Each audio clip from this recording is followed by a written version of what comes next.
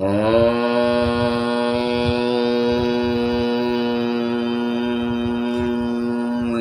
ईशावास्यमिदं सर्वं यत्किञ्च जगत्यां जगत् तेन त्यक्तेन भुञ्जीथा मा गृधः कस्य स्विद्धनम्। दृश्यमान चराचर जगत, यह अखिल ब्रह्मांड सर्वनियंता सर्वशक्तिमान परमेश्वर से ही परिव्याप्त है। यह परमात्मा विश्वाकार है। इस आशय के अनेक मंत्र श्लोक श्रीमद् भगवद गीता तथा औपनिषदिक ग्रंथों में दिखाई देते हैं।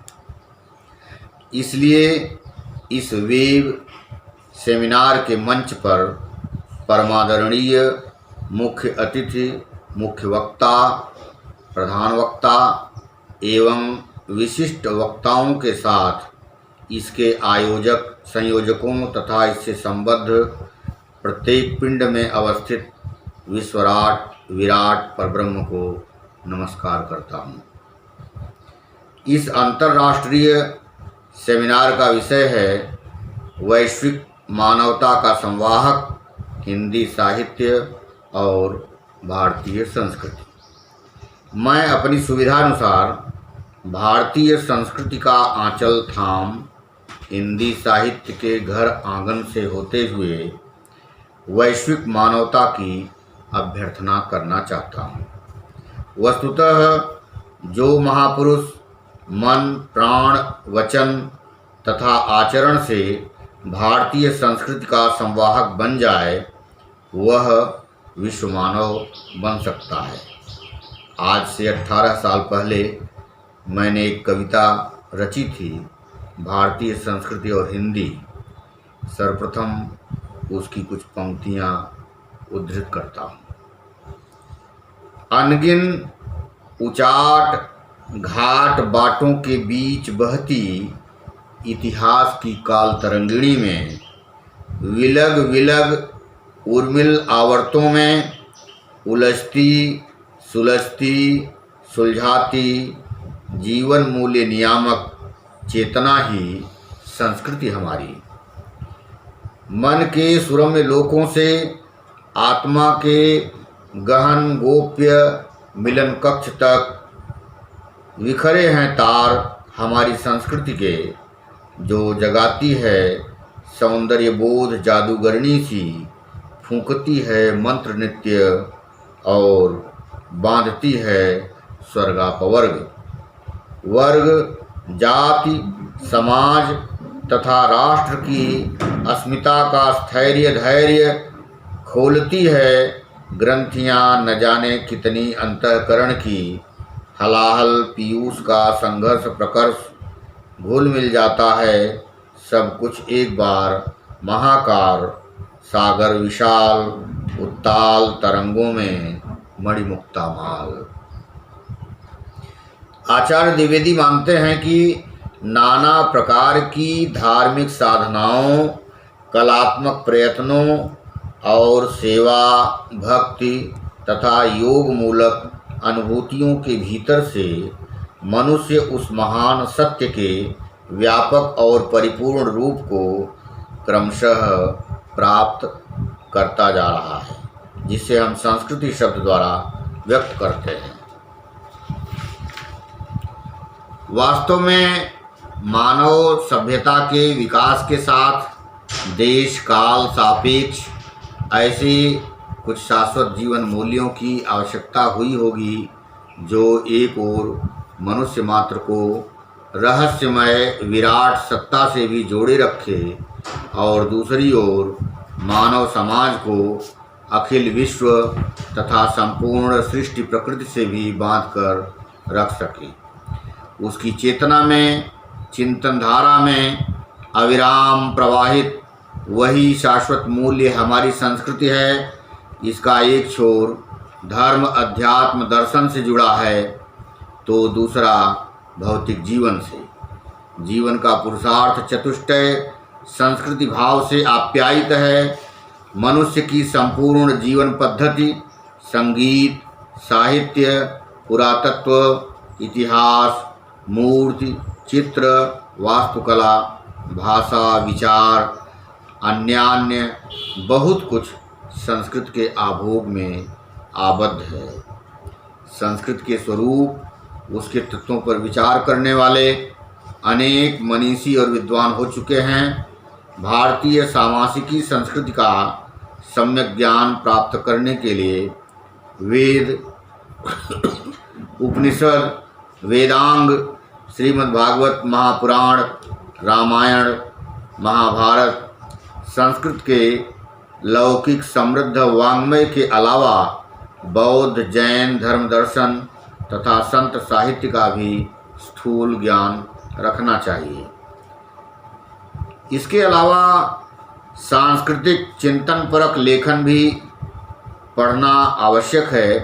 भारतीय संस्कृत के कुछ व्याख्याता विद्वानों में स्वामी विवेकानंद, डॉक्टर राधाकृष्णन, भगवत शरण उपाध्याय, रामधारी सिंह दिनकर, जयशंकर प्रसाद, हजारी प्रसाद द्विवेदी, रामविलास शर्मा, श्यामाचरण दुबे, के.एन. दामोदरन, वासुदेव शरण अग्रवाल, गोविंद्र चंद्र पांडे, विष्णुकांत शास्त्री, नामवर सिंह, डॉक्टर शंभुनाथ के साहित्य चिंतन का पारायण किया जा सकता है। संस्कृत परिष्कृत अथवा प्रक्षालित होने की क्रिया या भाव को हम संस्कृति मान सकते हैं। इसे मोटे तौर पर गोविंद चंद्र पांडे के अनुसार इस प्रकार समझा सकते हैं।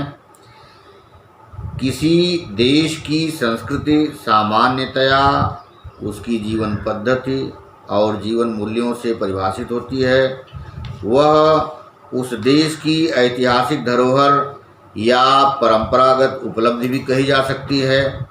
इस प्रकार संस्कृति वर्तमान को अतीत से जोड़ती है, उसमें स्थायित्व भी रहता है और परिवर्तन भी। संस्कृत के दो पक्षों में विभेद किया जा सकता है, यद्यपि उन्हें सर्वथा विभक्त नहीं किया जा सकता।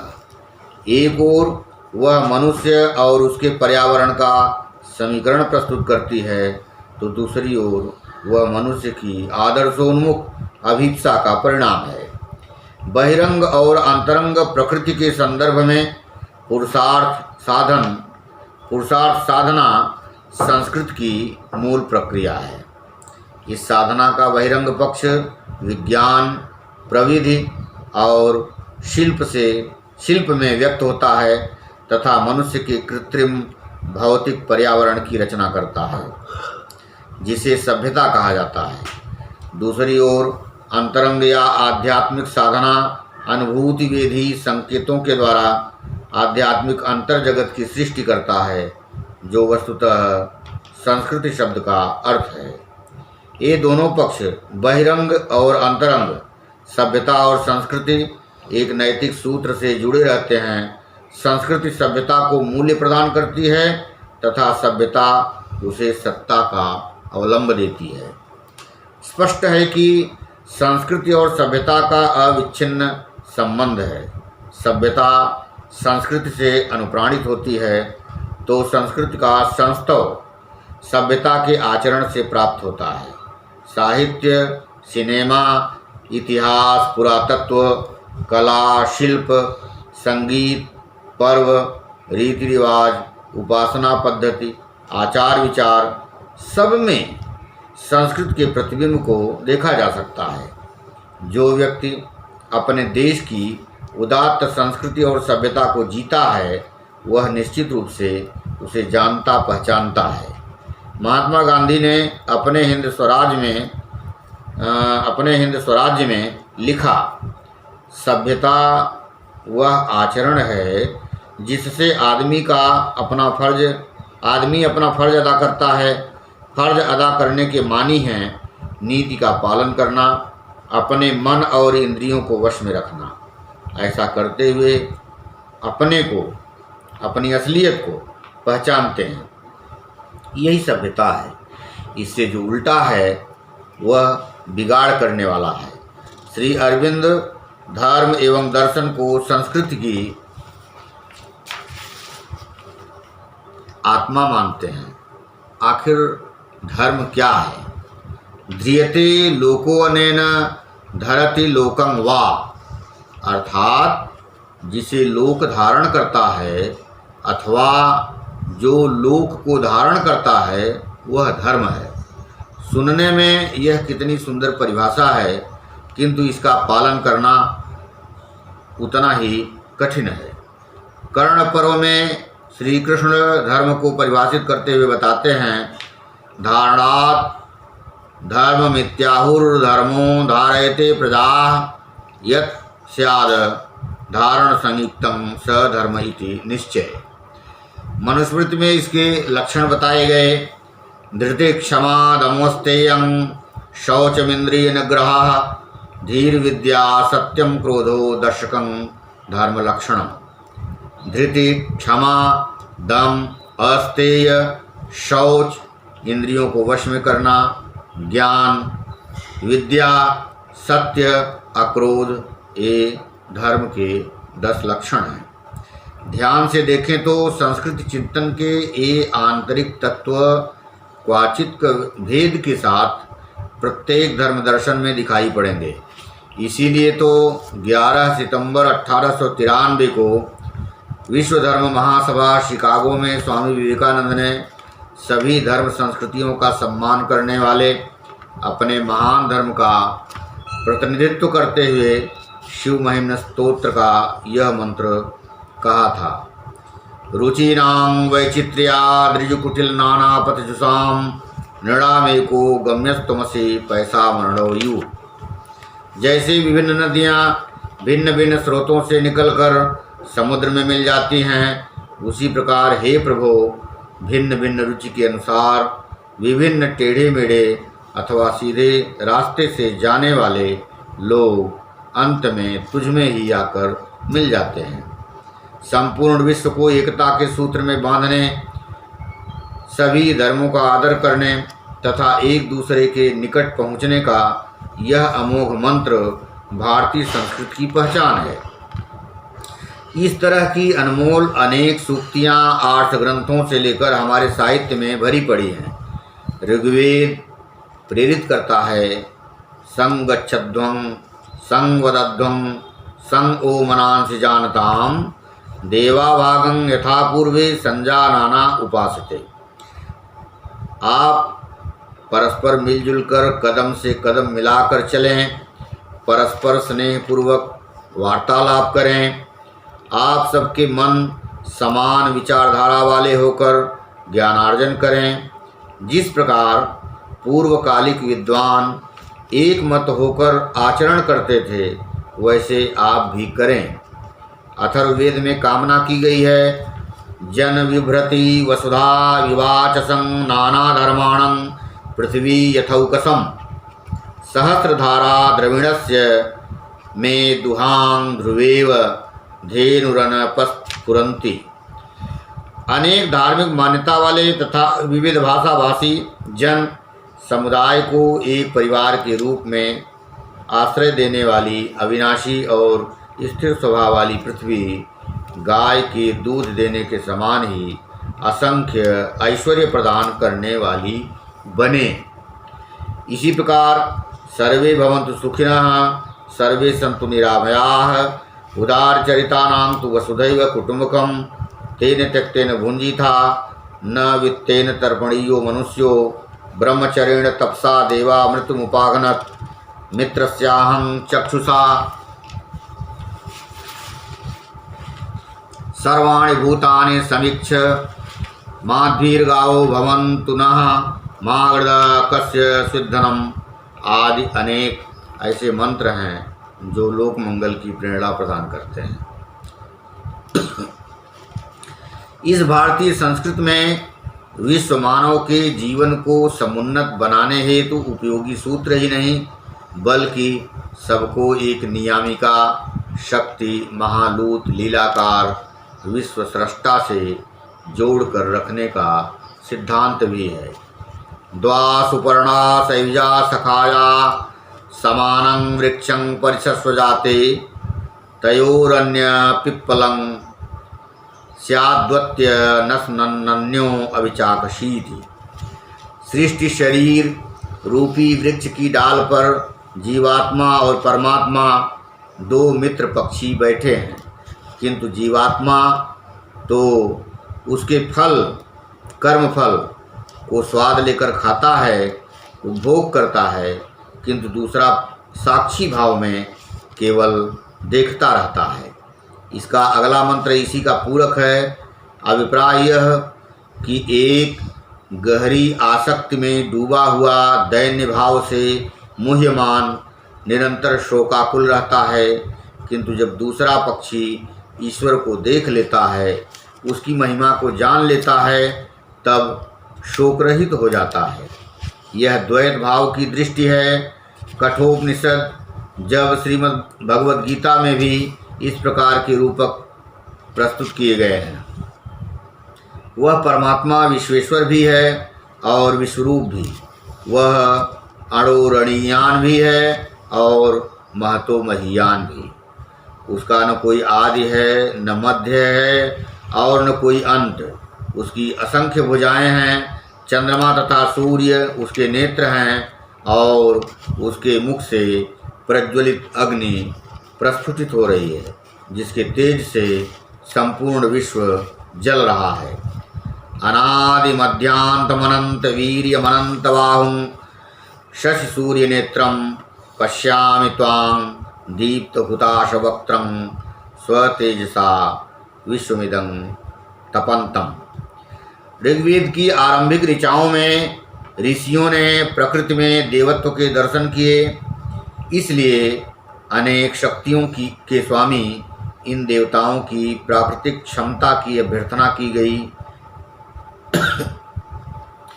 इन ऋषियों ने ऋत सिद्धांत की खोज की तथा ऋत और अनृत के द्वंद्व से नीति और अनीति का निर्धारण किया। इसी से आगे चलकर कर्तव्य का विवेचन निकला और पुनर्जन्म तथा कर्मफलवाद का सिद्धांत विकसित हुआ। ज्ञान कांड वेदांत का यह उद्घोष है। भारतीय संस्कृति का विश्वात्म सूत्रात्मक संदेश एको देवः सर्वभूतेषु गूढ़ः सर्वव्यापी सर्वभूतांतरात्मा कर्माध्यक्षः सर्वभूताधिवासः साक्षी चेता केवलो निर्गुणश्च। जो वास्तव में पंडित हैं, तत्वज्ञानी हैं, वे विद्या और विनय से संपन्न पुरुष अथवा ऐसे ब्राह्मण में, गाय तथा हाथी में, कुत्ते और चांडाल में उस परमात्मा को समान रूप से देख पाते हैं। विद्या विनय संपन्ने ब्राह्मणे गविहस्तिनि शूनि चैव स्वपाके च पंडिताः समदर्शिनः। यह एक उदाहरण मात्र है। तात्पर्य यह कि सकल चराचर जगत उसी परमात्मा से परिव्याप्त है। ईशावास्यमिदं सर्वं। इस सृष्टि को वह रजोगुण से रचता है, सतोगुण से पोषण करता है और तमोगुण से नष्ट कर देता है। जिसे हम वैश्विक मानवता कहते समझते हैं, इस उच्चाशय का मौलिक आधार उल्लिखित मंत्र ही है, जो व्यापक विश्व को एक सूत्र में बांध लेते हैं और जब संकुचित होते हैं तब भी ये अपने समाज तथा राष्ट्र को बांधने का प्रयास करते हैं। जब ऋग्वेद का मंत्र दृष्टा ऋषि परमात्मा की सर्वव्यापी सत्ता की महिमा का बखान करता है, तो ऐसा प्रतीत होता है कि वह हिमाद्रि श्रृंखला तथा प्रशस्त महासागर के बीच अपनी सुदीर्घ भुजाएं फैलाए हुए विशाल राष्ट्र भारत की ही वंदना कर रहा है। अपने शुचि भाव तथा मंत्रपूत हव्य की आहुति वह इसी देवता को अर्पित करना चाहता है। यस्य में हिमवंतो महित्वा यस्य समुद्रं रसया सहाहु यस्य माह प्रदिशो यस्य बाहु कस्मै देवाय हविषा विधेम। अर्थात ये पर्वत जिस प्रजापति की महिमा कहते हैं तथा नदियों समेत जिसके गौरव का गान करते हैं, अपनी ध्वनि के माध्यम से ये दिशाएं उपदिशाएं जिसकी भुजाएं हैं, उस सुख संज्ञक परमात्मा के अलावा भला हम किस देव को हवि प्रदान करें। कस्मै देवाय, दूसरा वह देवता भला कौन हो सकता है। अपनी पुस्तक के ब्राह्मण शीर्षक में भगवत शरण उपाध्याय लिखते हैं, पार्थिव शक्तियों को मैं देवत्व प्रदान करना मूर्खता समझता था। मेरे हितैषी देव सोम, अग्नि और पृथ्वी, इंद्र, वायु, मरुत और पर्जन्य और वरुण, द्यौस, अश्विन, सूर्य, मित्र, पूषण तथा विष्णु थे। धीरे धीरे मैंने अपने हितैषी देवताओं का परिवार बढ़ा लिया। अनेक देवियाँ स्थूल और सूक्ष्म, सदय और निर्दय मेरे मानस से निकली। अनंत अनंत देवताओं का मैंने सृजन किया। विश्वे देवा का, फिर नदियों पहाड़ों का। महाकवि कालिदास जब अभिज्ञान शाकुंतलम का मंगलाचरण प्रस्तुत करते हैं तो अष्टमूर्ति जल, अग्नि, आकाश, पृथ्वी, वायु, सूर्य, चंद्र तथा यजमान स्वरूप भगवान शिव से संबंधित 8 मंदिरों का उन्हें ध्यान रहता है, जो भारत की विभिन्न दिशाओं में निर्मित एक राष्ट्र के आत्मविस्तार का भी संकेत करते हैं। या सृष्टि सृष्टुराद्या वहति विधूतं, या हविर्या च होत्री, ये द्वे कालं विधत्तः, श्रुति विषय गुणा या स्थिता व्याप्य विश्वं, यामाहु सर्वबीज प्रकृतिरिति, यया प्राणिनः प्राणवन्तः, प्रत्यक्षाभिः प्रपन्नस्तनुभिर्वतो वस्ताभिरष्टाभिरीश। महाकवि कालिदास संस्कृत साहित्य में मुख्य रूप से भारतीय संस्कृत के पुरोधा हैं। यूँ तो महाकवि माघ, भारवी, भवभूति आदि के काव्य में भी प्रकृति का जीवन से अभिन्न संबंध है, पर कालिदास के काव्य में यह कुछ विशेष है। उनके अभिज्ञान शाकुंतलम नाटक में प्रकृति पेशला शकुंतला स्वयं प्रकृति से अभिन्न है। वह पेड़ पौधों तथा लताओं की सेवा उसी प्रकार करती है जैसे मानव शिशु की होती है। प्रकृति उसकी सभी ज़रूरतें पूरी करती है और उसका मंडन भी करती है। वह पिता कण्व के आश्रम से विदा होते समय सखियों के अलावा उन लतिकाओं को भी भेंटती है। गजकंडूयन से देवदारू की छूटी छाल देखकर माता पार्वती को युद्ध में घायल कार्तिकेय के घाव याद आ जाते हैं। प्रकृति को मानव जीवन से इस प्रकार जोड़ना भारतीय संस्कृति की विशेषता है। इस संस्कृति विकास के इतिहास की लंबी कथाएं हैं। कहते हैं कि जब वेदों में कर्मकांड की प्रधानता हो गई और धर्म यज्ञानुष्ठान निरीह पशुओं की हिंसा तक पहुंच गया, तब इसकी प्रतिक्रिया में वेदांत अर्थात औपनिषदिक ग्रंथ रचे गए, जिसमें आत्मा और परमात्मा का तात्विक विवेचन है। एक प्रकार से कह लीजिए कि यह ब्राह्मण के वर्चस्व पर राजन्य वर्ग के अधिकार की स्थापना थी, किंतु कालांतर में फिर कर्मकांडी ब्राह्मणों का प्रभुत्व बढ़ा और इतने प्रकार के यज्ञों का आविष्कार हुआ कि आत्मवाद दब सा गया। इस काल यात्रा में कितनी उठापटक हुई, हिंसा, छल, प्रपंच, अहंकार, आभिजात्य के दंभ के इस युद्ध में नरसंहार भी हुआ। शुनः शेष की कथा इसका संकेत देती है। अंतिम बौद्ध सम्राट बृहद्रथ की हत्या के बाद राजा बने पुष्यमित्र शुंग का काल इसका साक्षी है। जब बौद्धों को लगभग खदेड़ दिया गया, उनके मठों को ध्वस्त कर दिया गया, इस समय अनेक धर्मसूत्रों की रचना की गई, जिसमें वर्ण व्यवस्था के शिकंजे को और अधिक निर्मम बनाया गया। गौतम, बौधायन, आपस्तंभ, याज्ञवल्क्य आदि ने अपने धर्मसूत्रों में हीनतर जातियों के साथ जो भेदभाव परक घृणित दंड विधान प्रस्तुत किए, उससे इसी धरती पर नरक की सृष्टि हुई। इसे जानने समझने के लिए पीवी काणे का धर्मशास्त्र का इतिहास पढ़ना चाहिए। मनुस्मृति में तो दास और शूद्रों के कमाए धन को स्वामी का बता दिया। उनकी स्त्रियों के साथ कलुषित व्यवहार किया गया। रामधारी सिंह दिनकर ने संस्कृत के 4 अध्याय पुस्तक में लिखा है, जैन और बौद्ध मतों की उत्पत्ति के प्रकरण में यह कहना आवश्यक हो जाता है कि इन दोनों मतों का जन्म इसलिए हुआ कि इनके पूर्व के वैदिक धर्म में हिंसापूर्ण यज्ञों का प्राबल्य था। किंतु इतिहासकारों ने यह बात इतनी बार और इतने जोर से कही है कि सर्वसाधारण में एक प्रवाद सा फैल गया है कि बुद्ध से पहले अहिंसा इस देश में थी ही नहीं। यह नितांत गलत धारणा है। वेदों में निश्चल भोगवाद की प्रवृत्ति अवश्य है, किंतु वेद केवल हिंसा ही नहीं सिखाते हैं। भारत में अहिंसा की परंपरा प्रागवैदिक परंपरा थी और उसके बीज वेदों में भी थे।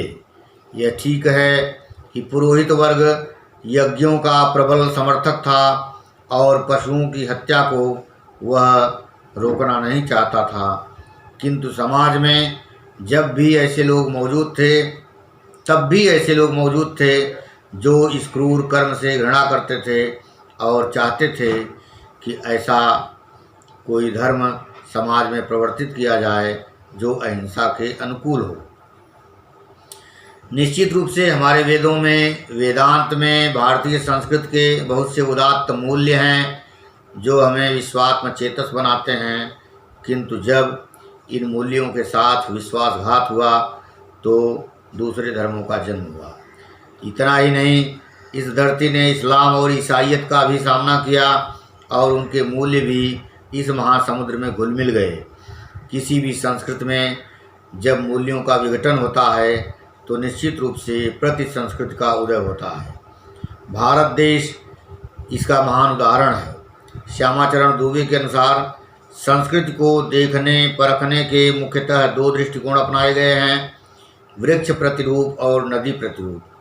पहला दृष्टिकोण संस्कृति को वृक्ष रूप में देखता है, समान जड़ें, एक तना और अनेक शाखाएं।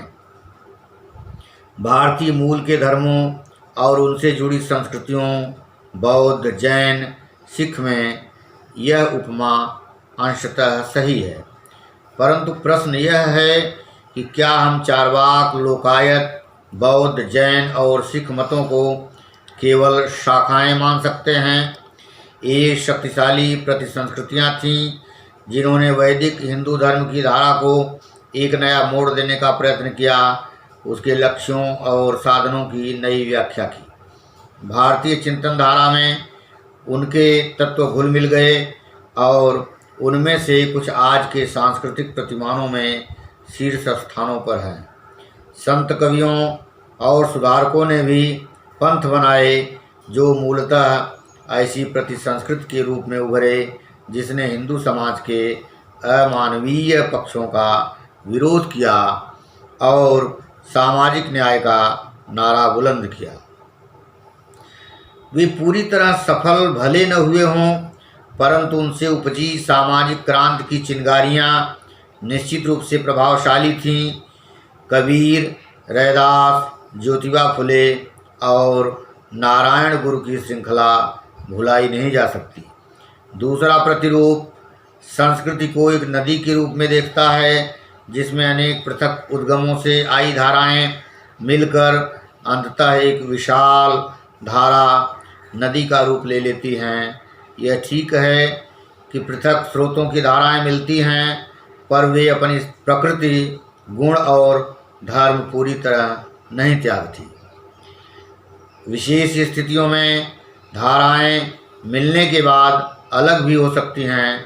हिंदू संस्कृति में अनेक स्थानिक और क्षेत्रीय रंग तथा वैशिष्ट्य हैं।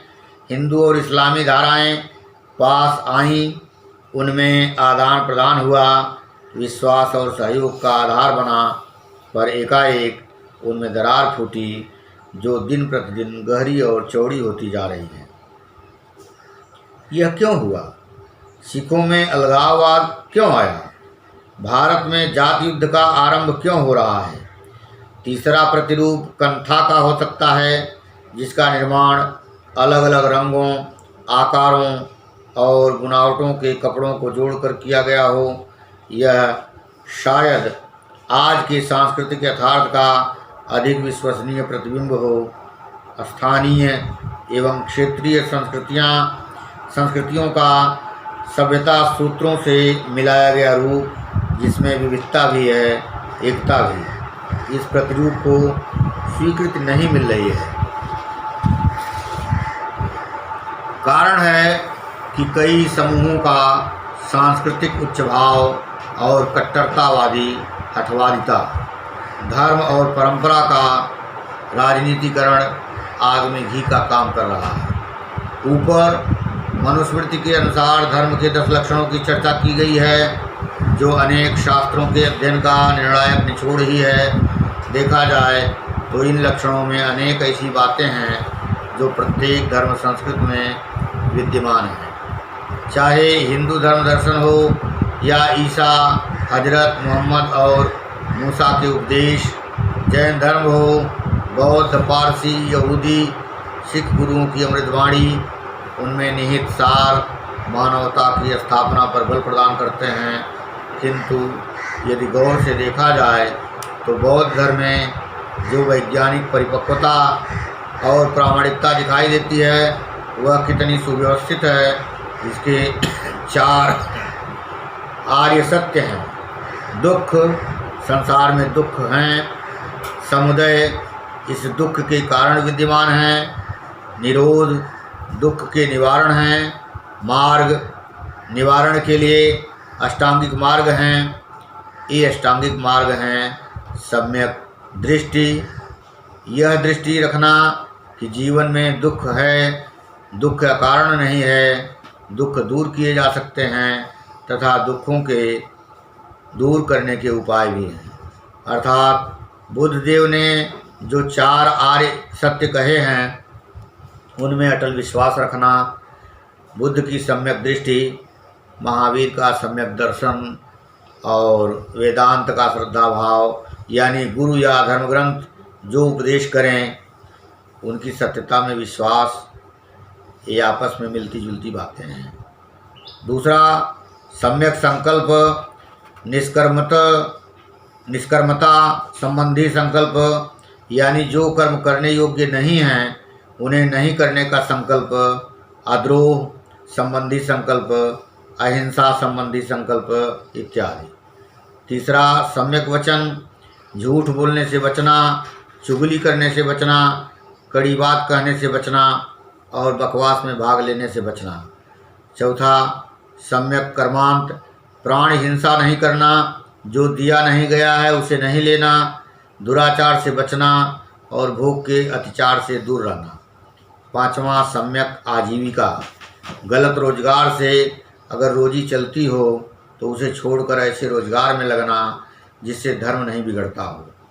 छठा, सम्यक व्यायाम, दुर्व्यसन और कुटेव को छोड़ने की कोशिश करना, मन में पाप के भाव जगते हों तो उन्हें दबाने का प्रयत्न करना, मन में जो अच्छे भाव पैदा हों उन्हें बढ़ाने की चेष्टा करना, संक्षेप में मानसिक दोषों को पराजित करके अच्छे व्यक्तित्व को निर्मल कर पूर्ण बनाने के लिए प्रयास करते रहना।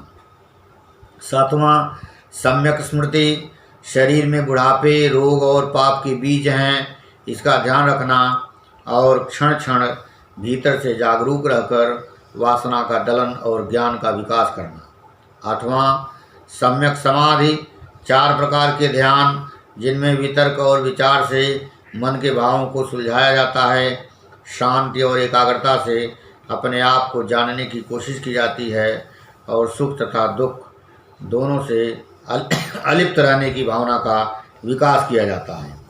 डॉक्टर भीमराव अंबेडकर वर्ण व्यवस्था की जकड़बंदी और दलित अंत्यजों के साथ भेदभाव के कारण हिंदू धर्म को गैर बराबरी की आत्मा कहते थे और लगभग 25-26 वर्ष के गहन चिंतन मनन के उपरांत 14 अक्टूबर 1956 को लाखों दलितों के साथ बौद्ध धर्म स्वीकार कर लिया।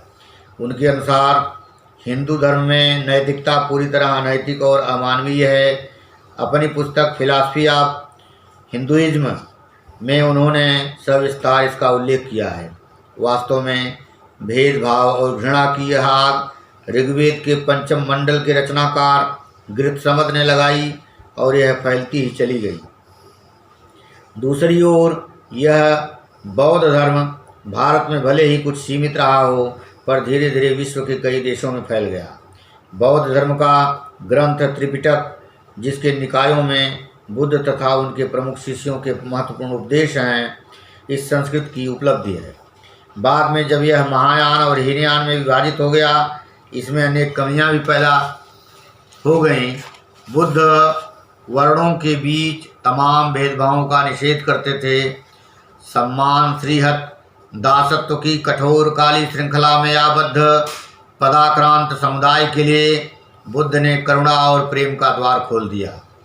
वैशाली की नगर वधू कही जाने वाली आम्रपाली ने वैभव और झूठे सम्मान के कीचड़ से निकल बुद्ध की शरण प्राप्त की। ब्राह्मणवाद की तुलना में बौद्ध धर्म एक प्रगतिशील दृष्टिबिंदु का परिचायक था। विकृत रूप में ही सही, वह दलित और उत्पीड़ित जनता के असंतोष को तथा सामाजिक समानता और श्रेष्ठतर जीवन के लिए उसकी आकांक्षाओं को व्यक्त करता था। यही कारण है कि बुद्ध की शिक्षाओं ने न केवल धनिक क्षत्रियों और वैश्यों को आकर्षित किया, बल्कि जन समुदाय के निर्धन वर्ग को भी अपनी ओर खींचा। उन्होंने अपने अनुयायियों का आह्वान किया कि वे इस संसार में ही ब्राह्मण पुरोहितों के किसी हस्तक्षेप के बिना नैतिक मोक्ष प्राप्त करें। भगवत शरण उपाध्याय ने अपनी महत्वपूर्ण पुस्तक खून के छींटे इतिहास के पन्नों पर में शूद्र, दास और अंत्यज के करुण अतीत का आख्यान प्रस्तुत किया है। यह अकारण नहीं है कि अपमान और हिकारत के चाबुक से लहूलुहान समाज को अपनाने के कारण ही अपने आप को वेदांती कहने वाले स्वामी विवेकानंद ने बुद्ध को कभी सर्वोपरि महात्मा मानते हुए कहा था कि भारत के महान दार्शनिकों में एकमात्र बुद्ध देव ने ही जाति भेद नहीं माना। अन्य दार्शनिक अल्पाधिक मात्रा में सामाजिक कुसंस्कारों को प्रश्रय देते थे। उनकी उड़ान भले ही कितनी ऊंची क्यों न रही हो, उनके भीतर गिद्ध का थोड़ा अंश विद्यमान ही रहा। हिंदू धर्म की मूल संस्कृत में जो वसुधैव कुटुंबकम की उदार भावना थी, निश्चित रूप से धर्मसूत्र के रचयिताओं ने उसे क्षति पहुंचाई थी, जिसकी प्रतिक्रिया स्वरूप इस देश में जैन धर्म तथा बौद्ध धर्म का अभ्युदय हुआ। लेकिन धर्म का जो मूल मर्म है वह सर्वत्र विद्यमान है। महावीर स्वामी ने जैन धर्म में सत्य, अहिंसा, अचौर्य, अपरिग्रह तथा ब्रह्मचर्य ये 5 महाव्रत बताए हैं, तो बौद्ध के पंचशील आचार में भी हिंसा न करना, चोरी न करना, व्यभिचार न करना, झूठ न बोलना, नशा न करना आदि विद्यमान है। ईसाई धर्म में प्रेम और अहिंसा पर विशेष बल दिया गया है। इस्लाम में मजलूमों की सेवा पर बड़ा बल दिया गया है। कुल मिलाकर सत्य, प्रेम, करुणा, क्षमा, शौच, इंद्रिय निग्रह, अचौर्य, मैत्री आदि की ही प्रधानता है।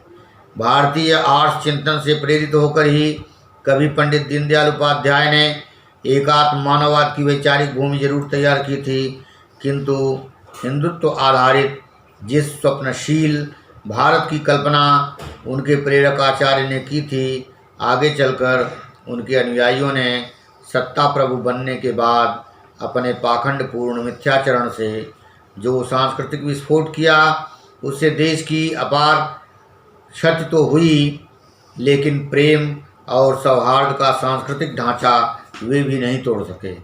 वैश्विक एकात्म मानवता तो बहुत दूर की बात, राष्ट्रीयता की भूमि को उन्होंने हिंदू मुस्लिम के बीच भेदभाव और घृणा के कीचड़ से पाट दिया। इतना ही नहीं, पूंजीपतियों और अमीरों के पक्ष में खड़ी सत्ता ने निम्न वर्ग के मजदूरों और भूखे लोगों के साथ ऐसा अमानवीय व्यवहार किया जो इतिहास में कलंक के रूप में ही दर्ज किया जाएगा। अहम ब्रह्मास्मि और तत्वमसि के विराट दर्शन को जन्म देने वाले देश को निकृष्टता के दलदल में उतारने का कुत्सित प्रयास निरंतर चल रहा है। साहित्य वस्तुतः संवेदना का इतिहास होता है। इसमें एक और साधारण जनों के सुख दुख, हासोल्लास, उनके आंसू और उनकी भूख प्यास की वेदना का दस्तावेज तैयार होता है, तो दूसरी ओर यह वैश्विक मानवता के संस्थापक मूल्यों को भी संजो कर रखता है। साहित्य मनुष्यता का मंगल द्वार है। प्रेम, करुणा, स्नेह, त्याग, तप, सेवा, सहिष्णुता, बलिदान, अहिंसा, शौर्य, परदुःखातरता के भाव की मार्मिक रमणीय अभिव्यक्ति के माध्यम से साहित्य मानव समाज को अधिक परिष्कृत तथा लोकोपयोगी बनाता है। साहित्य प्रत्येक प्राणी में जड़ता, अभाव, दैन्य, दासता से मुक्ति की चेतना पैदा करता है और विश्व की अनेक क्रांतियों के मूल में इसने अपनी भूमिका निभाई है। भारत के स्वातंत्र्य समर में भारत की अनेक भाषाओं ने सीमित दायरे में अपनी भूमिका निभाई, किंतु हिंदी ने साहित्य लेखन तथा पत्रकारिता के माध्यम से स्वतंत्रता की चिंगारी को पूरे देश और दुनिया में फैला दिया। यह विश्व मंच पर बड़े गर्व के साथ खड़ी है और दुनिया के अनेक विश्वविद्यालयों में यह पढ़ाई जाती है। स्पष्ट है, किसी भाषा और उसके साहित्य के माध्यम से उसके देश के जीवन मूल्य भी भिन्न सभ्यता भूमि पर संचरण करते हुए पांव जमा लेते हैं। आज हिंदी अपनी समृद्धि में कहीं बहुत पीछे नहीं है। व्यापक जीवन अनुभव इसकी अनेक विधाओं में निरंतर आकार ग्रहण करते हुए मनुष्य की चित्तवृत्तियों को प्रभावित कर रहे हैं। कवि मानव मन की चित्तवृत्तियों का कुशल चितेरा होता है, लेकिन जब तक वह हृदय के तापों को जीव जगत की व्यापक वेदना की विपंची नहीं बना लेता, तब तक अनुरागवती भारती उसमें राग की आग नहीं पैदा करती और नवागर्थ को वह रमणीयता प्राप्त होती है जिससे रसज्ञ रंजन के साथ लोक मंगल की साधना का विधान बनता है। न तनता है समुज्वल कलकीर्ति का वितान और न उसकी आत्मा को मुक्ति का मार्ग मिल पाता है। जिस साहित्य में मनुष्यता को सर्वोपरि स्थान दिया गया है वह वैश्विक मानवता के ही पक्ष में खड़ा है, ऐसा समझना चाहिए। सौभाग्य की बात है कि हिंदी साहित्य इस पथ पर अग्रसर है। साहित्य के महत्व को रेखांकित करते हुए आचार्य महावीर प्रसाद द्विवेदी साहित्य की महत्ता निबंध में लिखते हैं, जो साहित्य मुर्दों को भी जिंदा करने वाली संजीवनी औषधि का आकर है, जो साहित्य पतितों को भी उठाने वाला और उत्थितों के मस्तक को उन्नत करने वाला है, उसके उत्पादन और संवर्धन की चेष्टा जो जाति नहीं करती वह अज्ञानांधकार के गर्त में पड़ी रहकर किसी दिन अपना अस्तित्व ही खो बैठती है। अतएव समर्थ होकर भी जो मनुष्य इतने महत्वशाली साहित्य की सेवा और अभिवृद्धि नहीं करता अथवा उससे प्रेम नहीं रखता, वह समाजद्रोही है, वह देशद्रोही है, वह जातिद्रोही है, किम बहुना वह आत्मद्रोही और आत्महंता भी है। आचार्य रामचंद्र शुक्ल साहित्य को लोक मंगल की दृष्टि से ही देखने के अभ्यासी हैं। वे श्रेष्ठ कविता को भी मनुष्यता की उच्च भूमि पर स्थापित मानते हैं। कविता ही हृदय को प्रकृत दशा में लाती है और जगत के बीच क्रमशः उसका अधिकाधिक प्रसार करती हुई उसे मनुष्यत्व की उच्च भूमि पर ले जाती है। भावयोग की सबसे उच्च कक्षा पर पहुँचे हुए मनुष्य का जगत के साथ पूर्ण तादात्म्य हो जाता है। उसकी अलग भाव सत्ता नहीं रह जाती। उसका हृदय विश्व हृदय हो जाता है। उसकी अश्रुधारा में जगत की अश्रुधारा का, उसके हास विलास में जगत के आनंद नृत्य का, उसके गर्जन तर्जन का आभास मिलता है।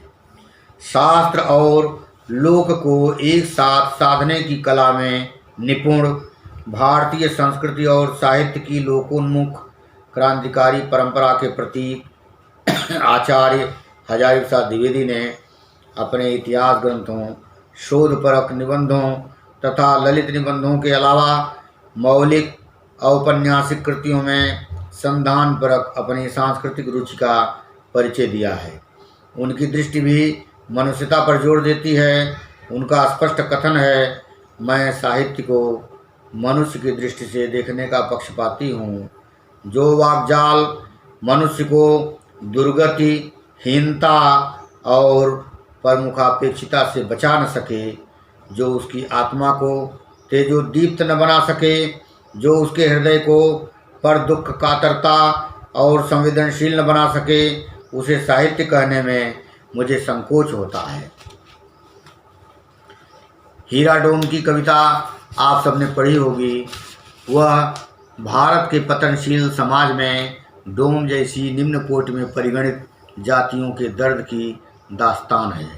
यही कारण है कि संत कवियों में कबीर का स्वर सबसे तीखा है और वे उस दीनहीन समाज की पीड़ा, उसके अपमान, उसके विक्षोभ और दबाए गए आक्रोश का प्रतिनिधित्व करते हैं।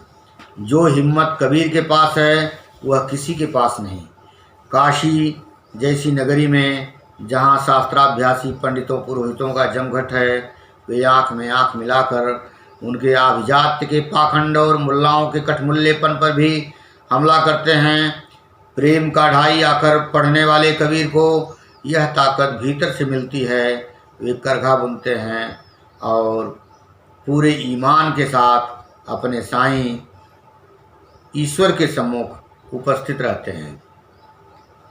उनके जीवनानुभव, उनके ज्ञान और क्षुब्धता के साथ उनकी अंतसाधना का अनहदनाद कविताई के बहाने बाहर छलक छलक पड़ता है। वे मनुष्य को मनुष्य की तरह देखते हैं, उसे धर्म और जातियों के खांचे में रखकर नहीं देखते। जाति न पूछो साधु की, पूछ लीजियो ज्ञान, मोल करो तरवार का, पड़ा रहन दो म्यान। कबीर में वैश्विक मानवता कूट कूट कर भरी हुई है और यह पूरे संत साहित्य में देखने को मिलेगी। चाहे गुरुदेव नानक हों, चाहे रैदास, दादू दयाल आदि अथवा गोरखनाथ, सब मनुष्य जाति की पीड़ा, उसकी अज्ञानता और दुर्गत के कारणों से अभिज्ञ हैं। और सूक्ष्मता से जांच लीजिए, पूरा संत साहित्य ऊंच नीच और जाति पांति का विरोध करता है। गोस्वामी तुलसीदास ने मर्यादा पुरुषोत्तम के रूप में राम के चरित्र की स्थापना की, लेकिन वे ब्रह्मस्वरूप हैं, साक्षात परमात्मा ही हैं। बार बार कवि इसका स्मरण कराता रहता है। उनके राम वाल्मीकि के राम से भिन्न हैं और अपने रामचरितमानस में उन्होंने रामायण के कुछ प्रसंगों को छोड़कर राम का नया साफ सुथरा चरित्र गढ़ने का प्रयास किया है। वे संपूर्ण संसार को सिया राम में मानते हैं। वह अजर अमर जगन नियंता, विश्वकर्ता और चराचर जगत का स्वामी है। स्वाभाविक है कि यह हमारी परंपरा में विद्यमान है। भक्ति की भावभूमि पर तुलसी के यहाँ गणिका, अजामिल, व्याध, गीध, गजादि के साथ वैसी ही प्रतिष्ठाहीन अघरूप जातियाँ आभीर, जमन, किरात, खस, स्वपचादि राम का नाम लेकर पवित्र हो सकती हैं, किंतु लोक भूमि पर गुणगन ज्ञान प्रवीण शूद्र को सम्मान देने के पक्ष में नहीं है।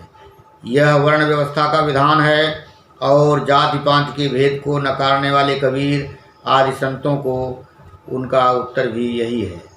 यह बात चाणक्य भी कह चुके हैं, पतितोऽपि विप्रः श्रेष्ठो न च शूद्रो जितेन्द्रियः।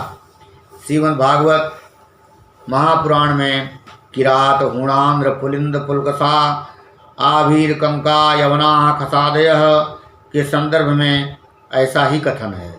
यह मानस निगमागम सम्मत के अलावा रामायण और कुछ अन्य स्रोतों से भी प्राप्त है, कुछ अपनी शास्त्र संस्कारित मत के अनुसार भी। आधुनिक काल के साहित्यकारों में जयशंकर प्रसाद ने भारतीय इतिहास, दर्शन और संस्कृत का गहन अध्ययन किया है, जिसका प्रभाव विशेष रूप से उनकी कविताओं तथा नाटकों में दृष्टिगोचर होता है। उनके नाट्यगत संवाद भारतीय संस्कृति से अनुप्राणित बहुत मूल्यवान होते हैं। ध्रुवस्वामिनी नाटक में अपमान और घुटन के धुएं में घुटती ध्रुवस्वामिनी को चंद्रगुप्त प्रबोधित करता है, जीवन विश्व की संपत्ति है। प्रमाद से, क्षणिक आवेश या दुख की कठिनाइयों से इसे नष्ट करना ठीक तो नहीं। इसे सुनकर लगता है कि तपो तेजपुंज कोई ऋषि ऐसा कह रहा है। लहर में ऐसी अनेक कविताएं हैं जिसमें भारतीय संस्कृति की चिंता है। ऐसा निराला के यहाँ भी देखने को मिल सकता है। कामायनी में जल प्रलय का हेतु देवजात की घोर विलासिता और शोषण तथा उनका अनय चक्र ही है। वे अमरता के चमकीले पुतलों को संबोधित करते हुए कहते हैं, प्रकृति रही दुर्जेय पराजित, हम सब थे भूले मद में, भोले थे हाँ तिरते केवल सब विलासिता के नग में। यह उद्बोधन कहीं आधुनिक मानव के प्रति भी तो नहीं, यही कविता की प्रासंगिकता का विस्तार है। प्रसाद जी का चंद्रगुप्त नाटक संवाद के अलावा गीत रचना की दृष्टि से भी एकदम अनूठा है। वहाँ दांड्यायन की निर्भयता का आधार उसका आत्मज्ञान ही है। वह विश्व विजेता सिकंदर से भी नहीं भय खाता। सिकंदर के दूत से कहता है, भूमा का सुख और उसकी महत्ता का जिसको आभास मात्र हो जाता है, उसको ये नश्वर चमकीले प्रदर्शन नहीं अभिभूत कर सकते। मेरी आवश्यकताएं परमात्मा की विभूति प्रकृति पूरी करती है, उसके रहते दूसरों का शासन कैसा। समस्त आलोक, चैतन्य और प्राण शक्ति प्रभु की दी हुई है। मृत्यु के द्वारा वही इसको लौटा लेता है। जिस वस्तु को मनुष्य दे नहीं सकता, उसे ले लेने की स्पर्धा से बढ़कर दूसरा दंभ नहीं। अरुण यह मधुमय देश हमारा, गीत की गरिमा का आख्यान कोई मामूली व्याख्याकार के वश का नहीं। इसमें हमारा देश प्राच्य के धर्म दर्शन के उदात्त ज्ञान, करुणा, प्रेम तथा औदार्य के साथ वैभव तथा नैसर्गिक सौंदर्य का प्रतिनिधित्व करता है।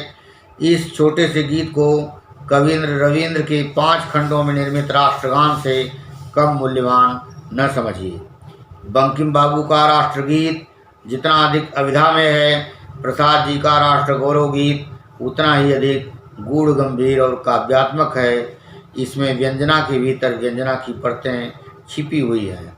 भारत जितना विश्व का अंग है, उतना ही चिंतन के उत्तुंग शिखर पर भारत का अंग है। यह संपूर्ण विश्व इदं ब्रह्म, मनुष्यता की परिधि बड़ी व्यापक है। जो कवि अथवा लेखक अपने सृजन में मनुष्यता को सर्वोच्च स्थान पर रखता है, समझी वह वैश्विक मानवता को प्रश्रय देता है, उसकी आराधना करता है। मुंशी प्रेमचंद ने अपने विपुल साहित्य में रक्तशोषी सत्ता के प्रतीक जमींदार, साहूकार, सूदखोर, भ्रष्ट अधिकारी, ठेकेदार, कचहरी कार्यालय, पटवारी, वकील तथा विलासी जनों की अर्थलोलुपता, धर्म सत्ता के ठेकेदार पुरोहितों के पाखंड तथा आभिजात्य के दंभस्तूपों, दहेज लोभी लंपटों के विभत्स चरित्र को जितना उघाड़ा है, उसी प्रकार कर्ज के भार से लदे जर्जर नंगे तन किसानों और मजदूरों की बेबसी, स्त्रियों की दुर्दशा का सही चित्र प्रस्तुत करके सोई हुई मनुष्यता को जगाने का प्रयास किया है। उनके उपन्यास रंगभूमि में सूरदास के चरित्र में एक सत्यवादी, अपनी जिद का पक्का, आत्मा की पुकार सुनने वाला, चरित्रवान, निर्भीक और संघर्षशील, अत्यधिक दयावान, दुखियों से प्रेम करने वाले गांधी को देखा जा सकता है। उनकी कर्म भूमिका अमरकांत भी सामाजिक क्रांतिकारी युवा है इस देश का। ऐसे कुछ अन्य लेखक भी हैं जिन्हें पूरी दुनिया को पढ़ना चाहिए। प्रेमचंद का साहित्य विश्व के चर्चित अन्य साहित्यकारों जैसे मक्सिम गोर्की, अंतोन चेखव, लेव तोलस्तोय आदि के सृजन के समकक्ष रखना चाहिए। सुमित्रानंद पंत अपनी कविता बापू में उन्हें विश्व मानव के रूप में प्रतिष्ठापित करते हैं। पशुबल की कारा से जग को दिखलाई आत्मा की विमुक्ति, विद्वेष घृणा से लड़ने को सिखलाई दुर्जय प्रेम युक्ति, वर श्रम प्रस्तुति से की कृतार्थ, तुमने विचार परिणीत उक्ति, विश्वानुरक्त है अनासक्त, सर्वस्व त्याग को बना मुक्ति, सर्वस्व त्याग को बना भुक्ति। उनकी परिवर्तन कविता में भारतीय दर्शन का पूरा प्रतिबिंब दिखाई देता है। यह वैश्विक मानवता रवींद्रनाथ ठाकुर की कविताओं में भरी पड़ी है। वे भूगोल की सीमाओं में कल्पित देश के प्रति समर्पित भक्ति से मनुष्यता को ऊंचा स्थान देते थे। इस मनुष्यता को वे अधिक रक्षणीय तथा मूल्यवान मानते थे। समष्टि के साथ मिलकर ही व्यष्टि का अस्तित्व है। उसका प्रिय परमात्मा संपूर्ण विश्व से प्रेम करे तभी वह भी आनंदित है। हे प्रिय, जहाँ सबके बीच सबका अपना होकर तू रहेगा, वहीं तू मेरा भी है। जहाँ तू सबको अपनी भुजाओं में आविष्ट करने के लिए बाहें फैलाए है, वहीं मेरे हृदय में तेरा प्रेम जागृत है। वह प्रेम घर के अंधेरे कोने में छिपकर नहीं बैठेगा, वह तो आलोक की तरह सब ओर झरेगा। हे प्रिय, तू सबका आनंद घन है, इसी से मैं आनंदित हूँ। वैश्विक महामानव के रूप में हमें कुछ चरित्रों को भी सामने प्रस्तुत करना चाहिए जिनकी जीवन कथा और उनके जीवनादर्श संपूर्ण विश्व समाज के लिए प्रेरणा का स्रोत बने हुए हैं। मिथकीय आख्यानों में कुछ भिन्नता के साथ राम की कथा केवल वाल्मीकि रामायण में ही नहीं उपलब्ध है, बल्कि यह भारत देश की विभिन्न भाषा बोलियों में रची गई है। 4 दर्जन से अधिक काव्य निबद्ध अथवा रूपक रचना तो भारत में हो चुकी है, जो अधिक प्रसिद्ध है। भारत के बाहर मॉरिशस और सूरीनाम जैसे देशों में तो तुलसीकृत रामचरितमानस भी बहुप्रचलित हो चुका है। Burma, Indonesia, Java, Bali Sumatra, Cambodia, Laos, Philippines, Sri Lanka, Nepal, Thailand, Malaysia, Japan, Mongolia, Vietnam, चीन, कनाडा आदि देशों में इस राम कथा को उनके साहित्य में स्थान मिला है। राम हमारे देश में मर्यादा पुरुषोत्तम के रूप में प्रसिद्ध हैं। यद्यपि राम के जीवन को हम 2 भागों में विभाजित कर सकते हैं, वनवासी राम और राजा राम। जिसके राज्य को आदर्श मानकर उसकी कल्पना के अनुरूप देश के निर्माण की जब तक चर्चा होती रहती है। महात्मा गांधी ने भी राम राज्य की कल्पना की थी, किंतु निश्चित रूप से उनके राम राज्य में कुछ बातों को स्वीकृति न मिलती। राम कथा में वनवासी राम का आदर्श सर्वोत्तम है।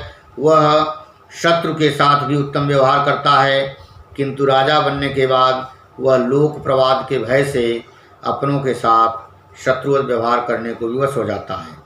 एक राजा और पति के रूप में वह अत्यंत निर्मम और क्रूर दिखाई देता है। वह विपन्न अंतर्वतनी पत्नी का परित्याग ही नहीं करता, बल्कि पूर्ववासियों के मन में बैठे लांछनों से पीड़ित स्त्री सम्मान का मार्ग चुनने वाली सीता को धरती में समाते हुए देखता है। धरती का फटना चाहे मुहावरा हो या सत्य घटना, लेकिन रघुवंशी राजा भी जाने अनजाने स्त्री उत्पीड़न के अपराध में शामिल होता है। इतना ही नहीं, इसका दंड उसे अपने ही पुत्र के हाथों पराजित होने के रूप में मिलता है। वैसे जनमानस में राम एक आज्ञाकारी पुत्र, एक आदर्श भाई, एक आदर्श मित्र, एक आदर्श आश्रयदाता के रूप में अधिक चर्चित हैं। श्री कृष्ण को लीला पुरुषोत्तम माना गया है। पूरा श्रीमद् भागवत उनकी लीलाओं से भरा पड़ा है। उनके जीवन के अनेक रंग रूप हैं। अलग अलग अवस्था में अलग अलग भूमिकाएं, असंभव को संभव बनाने वाली, चमत्कार से भरी हुई। उनका जन्म ही ऐसी परिस्थिति में हुआ जो आश्चर्य पैदा करती है। श्रृंखला में जकड़े माता पिता, क्रूर कंस के कारागार में कैद, और चमत्कार के साथ बेड़ियां टूट जाती हैं। पहरेदार बेहोश, बढ़ी हुई यमुना घट जाती है। चमत्कारों का एक सिलसिला शुरू होता है तो चलता ही रहता है। वह जितना देवकी नंदन है, उससे अधिक यशोदा नंदन और नंदलाल माखन चुराता है, और गोपी गोपिकाओं का चित्त भी सबसे प्रेम करता है, सबका प्यारा है, रास रचाता है, जिसे श्रीमद् भागवतकार ने रेमे रमेशो ब्रजभिर सुंदरी वीर यथार्भकैः स्वप्रतिबिंब विभ्रमैः कहकर आध्यात्मिक रंग दे दिया। लेकिन सूर जैसे कवियों को रस रंजन का मार्ग मिल गया, और मुरलीधर मोहन प्यारे तथा राधा कृष्ण के प्रेम की ऐसी तरंगणी प्रवाहित हुई कि भक्ति के कितने संप्रदाय प्रेम रस से सराबोर हो गए। रसखान भक्ति में झूम उठे। मीरा श्री कृष्ण के प्रेम की ऐसी दीवानी कि विष के प्याले ने भी मीरा को नमन किया। वह कृष्ण कंस कृष्ण ही नहीं बना, महान योद्धा, कूटनीतिज्ञ, राजनीति विशारद, छलिया, मर्यादा और लाज का रखवाला तथा महान योगेश्वर भी। श्री कृष्ण का खिला हुआ व्यक्तित्व विश्व को प्रेम का उन्मुक्त गीत सुनाता है, तो कर्म भक्ति तथा ज्ञान का महान उपदेश भी देता है। यद्यपि कुछ लोगों का मानना है कि महाभारत में यह प्रसंग बाद में जोड़ा गया, चाहे जो हो, यह सब कृष्ण के व्यक्तित्व के अनुरूप ही है। भूत भावन शिव का कोई सानी नहीं हो सकता। एक ऐसा देवता जो नर, नाग, किन्नर, सुर, असुर सभी का पूज्य है, वह सबका है और किसी का नहीं है। उसे किसी से कुछ नहीं लेना, केवल देना जानता है। प्रेम और करुणा का देवता आशुतोष अवधरदानी लोक मंगल के लिए हलाल का भी पान कर ले। वरदान देने में इतना असावधान और भोला कि जो उसी का शत्रु बन बैठे उसे भी निराश नहीं करता। वीतराग, निष्काम, योगी, समाधि में डूबा हुआ, कामदेव को जला देने वाला, किंतु पत्नी से इतना प्रेम करने वाला कि उसके शव को कंधे पर रखकर प्रलय नृत्य कर उठता है। कभी उस प्रिया को अपने शरीर में आधा स्थान देता है। वह सच्चे अर्थों में विरुद्धों का सामंजस्य बनाए रखने वाला सृष्टि का विचित्र देवता है। शिव संपूर्णतः भारत के वैशिष्ट्य समाहार का प्रतीक है। कितने प्रतीक शिव परिवार में हैं जो विश्व को एक संदेश देते हैं। ग्रीव में नागराज हैं तो कार्तिकेय का वाहन मयूर, उनका वाहन वृषभ, तो शक्ति की देवी पार्वती का वाहन सिंह। नीलकंठ भी हैं वे, और चंद्रमौल भी बाघंबर लपेटे हैं। तन पर चिता की भस्म, जटाजूट में गंगा, भांग धतूरा खाने वाले। प्रकृति की पुत्री पार्वती ने ऐसे ही अवघड़ शिव को पाने के लिए कठोर तपस्या की थी। कितना रहस्य भरा पड़ा है इसमें। यह अनारियों का तेजपुंज देवता इतना शक्तिशाली है कि उसका अनादर कोई नहीं कर सकता। आर्यों के सभी देवता उसकी कृपा पाने को नतमस्तक। उसका व्यक्तित्व कितना असीमित है, वह किसी एक का नहीं, संपूर्ण विश्व का आराध्य देवता है। डॉक्टर राम मनोहर लोहिया प्रार्थना करते हैं, ऐ भारत माता, हमें शिव का मस्तिष्क दो, कृष्ण का हृदय दो तथा राम का कर्म और वचन दो। हमें असीम मस्तिष्क और उन्मुक्त हृदय के साथ साथ जीवन की मर्यादा से रचो। वैश्विक मानवता का संदेश देने वाले राम, कृष्ण और शिव के अलावा हमारे यहाँ जैन धर्म के 24वें तीर्थंकर महावीर स्वामी और महात्मा बुद्ध हैं। दोनों प्रेम, करुणा और अहिंसा का संदेश देते हैं। दोनों ने मनुष्य को केवल मनुष्य से ही प्रेम करना नहीं सिखाया, बल्कि सभी जीवों पर दया करने का उपदेश दिया। यह विचित्र विडंबना है कि घोषित तौर पर ईश्वर और पुनर्जन्म को नकारने वाले बुद्ध को इस देश ने एक अवतार के रूप में प्रतिष्ठित करने का प्रयास किया। अनेक जातक कथाएं उनके पुनर्जन्म को लेकर रची गईं। निश्चित रूप से ये दोनों महान महापुरुष कठोर ब्राह्मणवाद से पीड़ित समाज के लिए प्रेम और करुणा का कलश लिए उपस्थित हुए। इनके उपदेशों तथा सिद्धांतों के विषय में कुछ बातें संक्षेप रूप में ऊपर कही जा चुकी हैं। स्वामी विवेकानंद ने मद्रास के अपने अंतिम व्याख्यान में भारत का भविष्य विषय पर बोलते हुए सबको ब्राह्मण के समान बनने के लिए संस्कृत पढ़ने की प्रेरणा दी और कहा कि हमारे शास्त्र ग्रंथों में भरे पड़े आध्यात्मिकता के रत्नों को, जो कुछ ही मनुष्यों के अधिकार में मठों और अरण्यों में छिपे हुए हैं, बाहर लाना है। जिन लोगों के अधिकार में छिपे हुए हैं, केवल उन्हीं से इस ज्ञान का उद्धार करना नहीं, वरन उससे भी दुर्भेद्य पेटिका अर्थात जिस भाषा में ये सुरक्षित हैं, उन शताब्दियों के पर्त खाए हुए संस्कृत शब्दों से उन्हें निकालना होगा। अपने इसी व्याख्यान में युगों से संचित शिक्षा तथा संस्कार के संरक्षक बने ब्राह्मणों को धर्म रूपी अमोल रत्नों पर कब्जा जमाने का अपराधी मानते हुए बंगाल के पुराने अंधविश्वास के बहाने सांप से उसकी तुलना करते हुए विष खींच लेने का सुझाव दिया। महात्मा बुद्ध और महावीर के बाद अनेक संत महात्मा हुए, जिनका रचा साहित्य उपलब्ध है और जिनकी चर्चा की जा चुकी है। उनके अलावा 19वीं शती के आखिरी चरण के सबसे अधिक तेजस्वी और ज्योतिर्मय अध्यात्म पुरुष के रूप में हम स्वामी विवेकानंद को याद कर सकते हैं, जिनकी प्रतिभा से समस्त विश्व चमत्कृत हो उठा। हार्वर्ड विश्वविद्यालय के ग्रीक भाषा के प्रोफेसर J.H. राइट इतने प्रभावित हुए कि उन्होंने उत्तर दिया, स्वामी जी, आपसे परिचय पत्र की मांग करना ऐसा ही है मानो सूर्य से यह पूछना कि उसे चमकने का अधिकार किसने दिया है। प्रोफेसर राइट ने अनेक महत्वपूर्ण लोगों के नाम पत्र दिए और चैन मंडल के अध्यक्ष डॉक्टर J.H. बैराज को लिखा कि ये इतने महान पंडित हैं कि हमारे सभी प्राध्यापकों को एकत्र कर देने पर भी वे इनकी बराबरी नहीं कर सकेंगे। अपने गुरु के महाप्रस्थान के बाद सन 1886 के आखिरी दिनों में शिष्य नरेंद्र ने संपूर्ण भारत भ्रमण का संकल्प लिया और विवेकानंद बनने से पूर्व सच्चिदानंद तथा विविदिशानंद बनकर दरिद्र नारायण के दर्शन में जुटे रहे।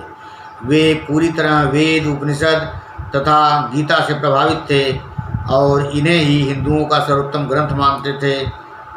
पुराणादि में वेद तथा उपनिषद से जितना अंश मेल खाता था, उतना ही सत्य समझते थे। उपनिषदों में उन्हें कठोपनिषद का नचिकेता सर्वाधिक प्रिय था। वे प्रायः कहा करते थे कि नचिकेता जैसे 4 शिष्य उन्हें मिल जाएं तो वे पूरा विश्व बदल सकते हैं। इस्लाम धर्म की संकीर्णता स्वीकार करते हुए उसके प्रसार के लिए शताब्दियों तक एक बड़े भूखंड पर रक्तपात करने वाले मुसलमानों की क्रूरता के विरुद्ध आवाज़ उठाने वाले उन मुस्लिम दार्शनिकों की वे भरपूर प्रशंसा करते हैं जिन्हें ब्रह्म स्पर्श के लाभ स्वरूप सत्य के एकांश की उपलब्धि हुई थी। इस्लाम मुख्यतः भक्ति का मार्ग है और तात्विक दृष्टि से इसमें विवेकानंद का कोई विरोध न था। सन 1898 ईस्वी में अपने एक पत्र में उन्होंने लिखा कि हमारी जन्मभूमि का कल्याण तो इसमें है कि उसके दो धर्म हिंदुत्व और इस्लाम मिलकर एक हो जाएं। वेदांती मस्तिष्क और इस्लामी शरीर के संयोग से जो धर्म खड़ा होगा वही भारत की आशा है।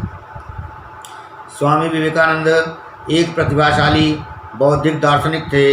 उन्होंने सभी धर्मों का पारायण किया था और ठीक से पचा लिया था। वे स्वामी दयानंद सरस्वती की तरह शास्त्रार्थ के लिए कटिबद्ध और प्रतिद्वंदी पर निर्मम प्रहार करने वाले जीव न थे, बल्कि सामने वाले को पूरा अवकाश देते थे कि वह स्वयं अपनी हार स्वीकार कर ले और उनका प्रिय शिष्य बन जाए। उनके व्यवहार में विनम्रता रहती किंतु तर्क अकाट्य रहते थे। वे प्रत्येक धर्म के मर्म को समझ गए थे। स्वयं वेदांती होकर भी सगुण भक्ति का अनादर नहीं करते थे।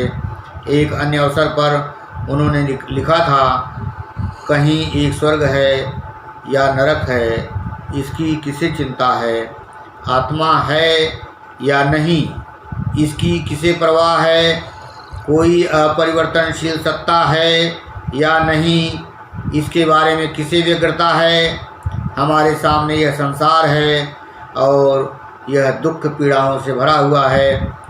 इस संसार में उतरो जैसे बुद्ध उतरे थे और इन दुख पीड़ाओं को कम करने के लिए संघर्ष करो या प्रयत्न करते हुए मर जाओ। अपने को भूलो, यही पहला सबक सीखना है। तुम आस्तिक, अनिश्वरवादी हो या वेदांती, ईसाई हो या मुसलमान, एक सबक जो सबके सामने स्पष्ट होना चाहिए वह यह है कि अपने नन्हे अहम को नष्ट करो और सच्चे आत्म का निर्णय करो। स्वामी जी ने लोगों, निर्धनों और पीड़ितों की सेवा के लिए प्रेरित करते हुए दरिद्र नारायण का नया शब्द दिया, अर्थात दरिद्र को ही नारायण मानकर सेवा करो। और यह संदेश अपने भाषणों के दौरान पूरे विश्व को दिया, क्योंकि धर्म तथा संस्कृत के ब्याज से मनुष्यता का अधिक प्रसार करना उनका महान लक्ष्य था। उनके गुरु रामकृष्ण परमहंस ने उनसे कहा था, धर्म खाली पेट लोगों के लिए नहीं है। यह उन्हें सदैव याद रहा। इसलिए उन्होंने धर्म का पहला कर्तव्य निश्चित किया, दरिद्र जन की सेवा और उनका उत्थान। वेदांत का अध्ययन और ध्यान पूजा अगले जन्म के लिए छोड़ दो। इस शरीर को दूसरों की सेवा के लिए समर्पित कर दो और तब मैं समझूंगा कि तुम्हारा मेरे पास आना व्यर्थ नहीं गया। महात्मा गांधी, पंडित जवाहरलाल नेहरू, श्री अरविंद, रविंद्रनाथ टैगोर, नेताजी सुभाष चंद्र बोस, आचार्य विनोबा भावे, रोमा रोला तथा चक्रवर्ती राजगोपालाचारी जैसे लोगों ने स्वामी विवेकानंद के महान कार्यों की भूरि प्रशंसा की है। भारत के ऐतिहासिक महापुरुषों में शताब्दी पुरुष महात्मा गांधी को विश्व मानव के रूप में याद किया जाना चाहिए। जिस देश की मिट्टी ने उन्हें जन्म दिया, जिसने उन्हें पहले गिरमिटिया मजदूरों के प्रति अन्याय और शोषण के विरुद्ध दक्षिण अफ्रीका में लड़ने के लिए प्रेरित किया, उसी मातृभूमि ने पराधीन भारत की सेवा करने का भी अवसर प्रदान किया। गांधी ने कर्मयोग सिद्धांत का पालन करने हेतु मर्यादा पुरुषोत्तम के आदर्श को पचा लिया था। ज्ञान योग की सिद्धि के लिए उन्होंने योगेश्वर श्री कृष्ण के ज्ञानामृत गीता का सम्यक पारायण कर लिया था और भक्ति की भावभूमि पर वे अनेक संतों महात्माओं के साथ नरसिंह मेहता को उतार चुके थे। वैष्णव जन तो तेने कहिए, जे पीर पराई जाने रे। यह पराई पीर ही बैरिस्टर गांधी को महात्मा तक खींच ले आई। इसी पर दुख कातरता ने उनके हृदय की सीपी में मानवता का मोती तैयार किया, जिसे आदर्श मान दुनिया के अनेक देशों ने उन्हें अपना गुरु मान लिया। जिन गुणों से किसी विराट व्यक्तित्व का निर्माण होता है, वे सब उन्हें संस्कार में मिले थे, जिन्हें उन्होंने अपनी जीवन परिस्थितियों में विकसित कर लिया था। दक्षिण अफ्रीका में उन्होंने एक वकील, समाचार संपादक, समाजसेवी और सच्चे सलाहकार, मददगार के रूप में इस प्रकार निखरते चले गए कि अन्याय के विरुद्ध आंदोलनकारी जनप्रिय नेता के रूप में विश्वविख्यात हो गए। यह उनकी नैतिकता थी कि जैसे ही पता चला कि उनके मुवक्किल ने किसी तथ्य को छिपाया है और वे मुकदमा जीत चुके हैं, उन्होंने उस मुकदमे को फिर से खुलवाने के लिए उसे राजी किया और उनकी कीर्ति बढ़ती चली गई। वहाँ युद्ध घायलों की सेवा की, प्लेग के मरीजों की सेवा की और नर्स की ट्रेनिंग ली। जब उनकी विदाई होने लगी तो मिले हुए तमाम उपहार, नकदी और जेवर न खुद लिया न कस्तूरबा को लेने दिया और ट्रस्ट बनाकर अफ्रीका वासियों को ही सौंप दिया। भारत में भी कुछ रोगियों की सेवा, दलित बस्तियों की सफाई स्वयं करके एक सच्चे राजनेता का आचरण प्रस्तुत किया था। अपने गुरु गोपाल कृष्ण गोखले की प्रेरणा से वे भारत की राजनीति में उतरे। भारत में पहली बार जब उन्हें नील की खेती करने वाले बिहार के किसानों की समस्या सुलझाने हेतु चंपारण बुलाया गया, तभी अंग्रेज अधिकारी ने विष खिलाकर उन्हें मारने की योजना बनाई, किंतु उसके नौकर बत्तख मियाँ ने गांधी जी को समय पूर्व इसकी सूचना दे दी। प्रेम, करुणा और अहिंसा, रोगियों तथा अछूतों की सेवा, सत्यवादिता उनके जीवन का मूल मंत्र था, तो सत्याग्रह और अनशन उनका सबसे बड़ा और अनोखा हथियार। गांधी जी किस आंदोलन में कितना सफल या विफल हुए यह अलग बात है, किंतु किसी भी परिस्थिति में वे अपने आदर्श से नहीं डिगे। अपने बेबाक और निश्चल बयानों, अपनी निर्भीकता तथा अपने लंबे प्राणघाती अनशनों से अनेकधा ब्रिटिश हुकूमत को घुटने टेकने के लिए मजबूर कर दिया। क्या युवा, नर नारी, क्या बूढ़े और बच्चे सभी उस गांधी को बापू मान बैठे और उसकी पुकार पर संपूर्ण भारत मानव का महासमुद्र बनकर सड़कों पर उतर पड़ा। उसने चरखे को चक्र सुदर्शन बना दिया और घर घर चरखा चलाकर लोग स्वावलंबी हो गए। उसके सूत से मन का सूत ऐसा जुड़ा कि खादी देश के नौजवानों का परिधान बन गया। विदेशी वस्त्रों की ऐसी होली जली कि उसकी आंच इंग्लैंड तक पहुंच गई। उनका नमक सत्याग्रह और सन 42 का आंदोलन इतिहास का दस्तावेज है। उसके आह्वान पर जवाहरलाल नेहरू ने आनंद भवन छोड़ दिया।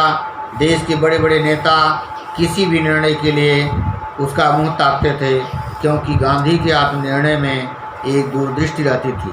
किसी ताकतवर को झुकाना कोई मामूली काम नहीं, किंतु गांधी ने सविनय अवज्ञा के साथ अहिंसा के मार्ग पर चलकर इसे पूरा किया। राउंड टेबल कॉन्फ्रेंस में शरीक होने के लिए यह नंगा फकीर अपने अधरंगे पोशाक में ही लंदन के राजप्रासाद में गया था। बदन पर शाल थी, वह भी फटी हुई, हाथ से सिली हुई। उस समय ब्रिटिश सूबेदारों ने सवाल किया था कि इस भुक्खड़ आदमी में ऐसा क्या है कि जिससे इतना बड़ा अंग्रेजी साम्राज्य डरता है। लंदन के लॉर्ड मरे ने 3 पंक्तियों में इसका जवाब दिया था। He is a man whom gun cannot frighten, to whom money cannot buy, to whom woman cannot seduce। यह ऐसा व्यक्ति है जिसे बंदूक से डराया नहीं जा सकता, जिसे पैसों से खरीदा नहीं जा सकता और जिसकी तपश्चर्या मेनका भेजकर भी भंग नहीं हो सकती। ऐसे चारित्र की शक्ति अनमोल होती है। इसीलिए अमेरिका में न्यू जर्सी विधानसभा ने एक कानून बनाकर निर्देश दिया कि गांधी की अहिंसा का पाठ हर विद्यालय के पाठ्यक्रम में होना चाहिए। कुमारवयीन लड़कों में जो हिंसक वृत्ति बढ़ रही है, उसका इलाज पाश्चात्य देशों में गांधी के अहिंसा में ही दिखता है। गांधी की अहिंसा वृत्ति नकारात्मक नहीं थी, वह सकारात्मक है। महात्मा बुद्ध ने यदि अपदीपो भव कहकर सबको यह छूट दी कि उनके उपदेश जो काल देश की कसौटी पर उपयुक्त न लगें, कोई स्वीकार करने को बाध्य नहीं। महात्मा गांधी ने भी स्पष्ट कहा, मेरे वचनों को प्रमाणित न माना जाए।